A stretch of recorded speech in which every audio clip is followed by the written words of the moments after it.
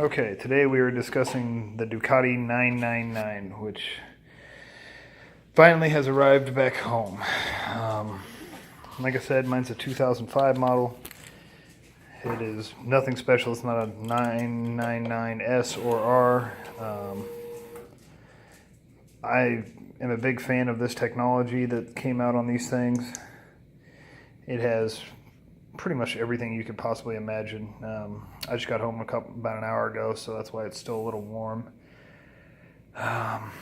These things are absolutely amazing. I'm in love with this thing. I had a TPS problem, which Ducati thankfully solved without changing out the throttle bodies, and did an oil change on it, a tune, and that's pretty much it. It's got the Marchesini wheels, Brembo brakes, not spectacular tires on it, but I just got it, so I haven't really spent much time with it. The problem I have with these tires is they seem to like to slide a lot. Mine's got the factory open clutch with a heavy-duty racing clutch put in there. It's extremely loud. I would start it for you, but I got a 1-year-old who's sleeping. Zard exhaust on it with the carbon fiber piece there, and then it's got a carbon fiber piece there. Looks pretty good. I mean, me personally, I'm going to end up probably taking the yellow off and going to the true, thousands of dollars carbon fiber fairings. I just think it's going to look better. What do you think, Bill? Great Dane loves to be in videos. Fully adjustable. When you get into these things, you're looking at the brake side here, of course. Look how many different slots you have to be able to adjust it for a perfect hit on this. I'm still messing with this a little bit myself. It's going to take me some time, obviously. Then you can go up. Then this one you can go side to side. If you go up, you can still go one over. These in carbon fiber too, because like I said, I like the way the bag looks from the factory, but it could be better. When you start these things up and you hear them for the first time on an open clutch, this is what you're hearing. Imagine that times like 1,000,000, and it's just crazy. What else?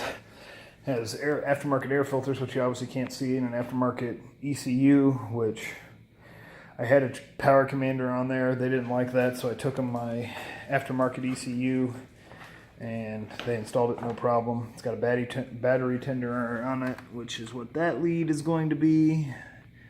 Other than that, it's an extremely clean example. These being my favorite because they're the last of the hand belt ones. After the 9, or let's just call it the 999, after that, everything goes to either outsourcing or automation, which I'm not a big fan of. The hand belt, don't get me wrong, when you look at the welds on it, they're not the prettiest things, but they're also not robots. So you can see like the layered stacking there, same thing there. It's like I said, they're not robot welds. They're not 100% perfect, but I like that look to it. Mine's true exhaust all the way through. No cats, no nothing. I'll get a clip of it running at some point for you guys when my baby's not sleeping. Of course, as you can see, fully adjustable rear shocks, Öhlins fronts, steering stabilizer from the get-go. This thing has everything. A mobilizer alarm on it, which you have to have the chip key to start. Of course, this isn't a Ducati key. I keep those hidden. I keep those tucked away. This is an aftermarket one that I use for my day-to-day. What else has it got that this doesn't?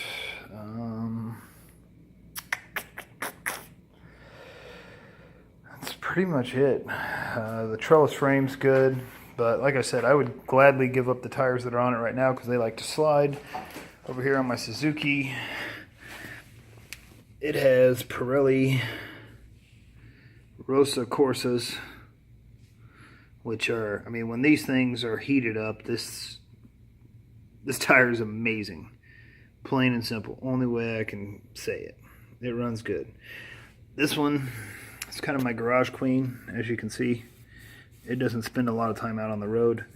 It's currently in the process of going from this matte gray color, which is dirty as hell right now because it's sitting, obviously. It's going over from that to that. With a metallic copper look. It's even dirty, but it looks amazing. Sitting promptly on my 300ZX, which we're working on right now.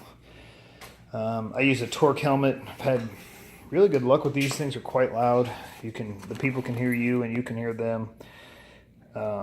Blink Bluetooth built into it from the get-go. I know my helmet's extremely dirty and it's been scratched and all that stuff, but it is what it is on that. I got a couple more that I may consider wearing, and then one jacket.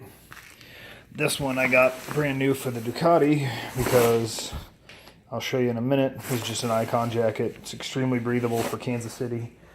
And then with my Suzuki,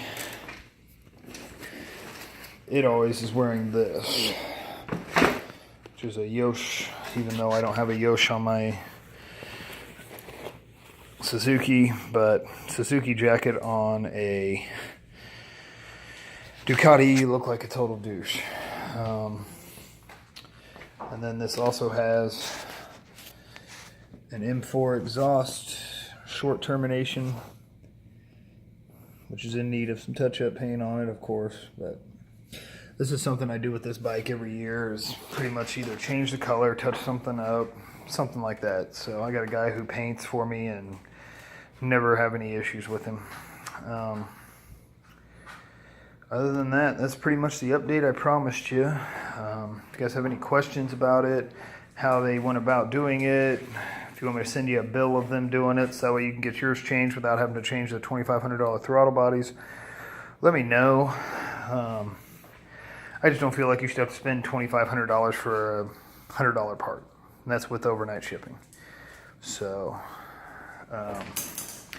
other than that, I think that's about all I got for you. I'm going to get this thing all cleaned up. And like I said, I'm probably going to end up going carbon fiber with the fairings, the mirrors and the tank in matte black, which I think will look really, really good. While I'm in there, I'm going to touch up a couple of little things that just need to be touched up. Like this is starting to flake a little bit. So I'm going to clean this up.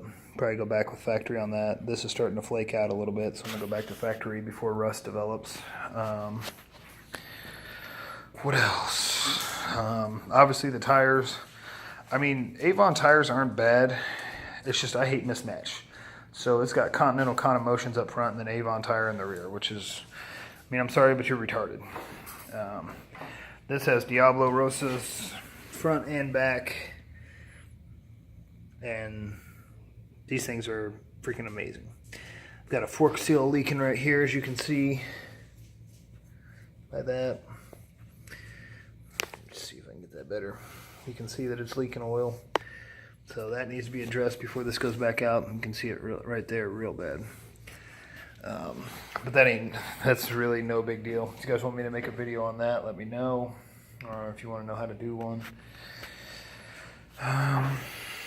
But yeah, these Rosa Corsas by Pirelli are the shit.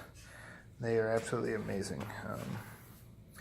They ride real good, stuff like that. Man, you can tell I've been doing too many highway miles. You can see my highway tread, my little bit of craziness, and then the last little bit, which is, I mean, a little bit bigger than my fingernail, but not much. So I'm getting pretty good on that lean angle. Need to get a lot better though, of course.